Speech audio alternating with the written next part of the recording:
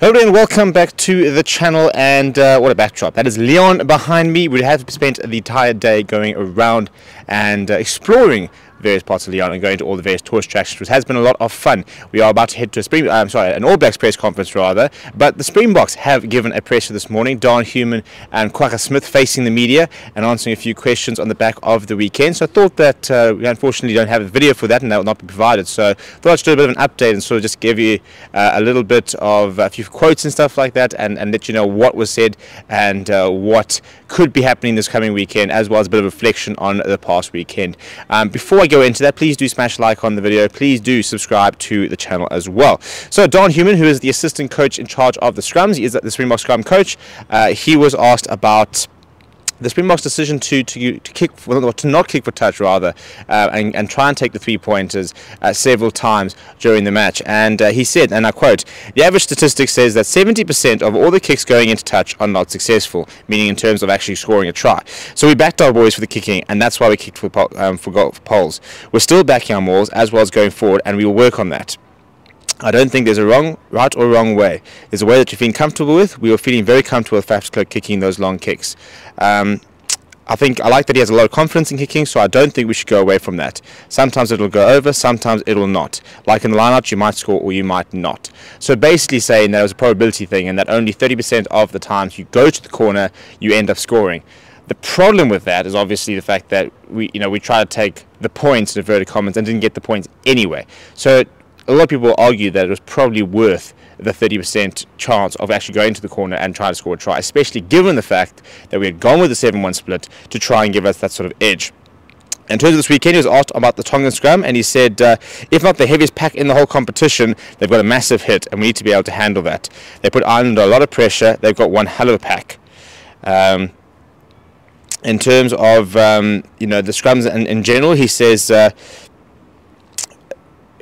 so there was asked basically if he prefers to see his scrum going over the line and scoring tries, or whether they prefer to get a tight head or steal on their own line, and he says 100% push over try. I'm not going to say what it really does to me, but anyway, for a scrum coach, that's the thing you dream about.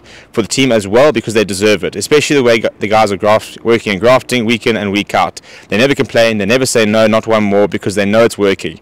It's been working for us in the past, and I'm sure it will work for us going forward, referencing the power of the scrum. So yeah, I think the Springbok scrum is a weapon that we've not been able to deploy to its full extent during the tournament. I think we've had some very impressive showing, especially off the bench from the likes of a Trevor Nyakane and Oxenchair, but probably something we'd still like to improve about really using as a weapon. Kwagga Smith was then asked about the game, and he said that all supporters of the Springboks might feel disappointed, but we are also disappointed in losing that game. We had a lot of opportunities and we didn't use these opportunities, which cost us the game. We take the learnings from that and make sure it doesn't happen again, because from here on there's no opportunity to slip up. Basically sort of referencing that this weekend is a bit of a play-off game. He did mention the breakdown, saying the breakdown was definitely one of the places where they slowed the ball down. Not necessarily made turnovers, although they did, but that ball's 1 or 2 seconds slower than what it should have been, and that takes away the opportunity to score a try or gain momentum.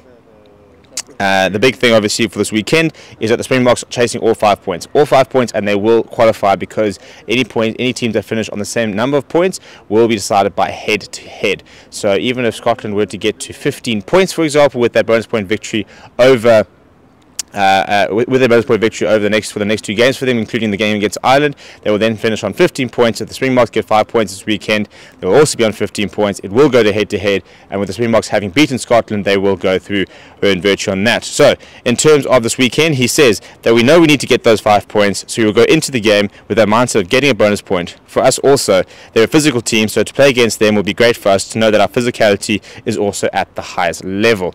So I think the main thing sort of coming out of the last 2 press conferences is that there were a lot of learnings against Ireland, that the team have acknowledged that they weren't maybe where they should have been and we didn't really capitalise, but hopefully that they have learned the lessons and they can implement them further down the tournament. Right now it is all systems go for this weekend. That is where the focus has shifted. It's about getting out in Marseille against Tonga, coming away with 5 points, securing that quarterfinal, and then spending 2 weeks prepping for whoever the team will be.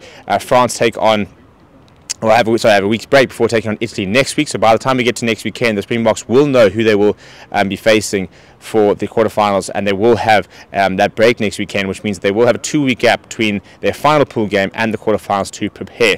Let me know what you think down in the comments below. Please do smash a like on the video. Please do subscribe to the channel as well. We'll be bringing you guys updates from the Springbok camp throughout the week, as well as live on the ground stuff here from Leon. So make sure you subscribe to the channel. My name is Stevie P. Thank you very much for joining me, and I'll chat to you soon.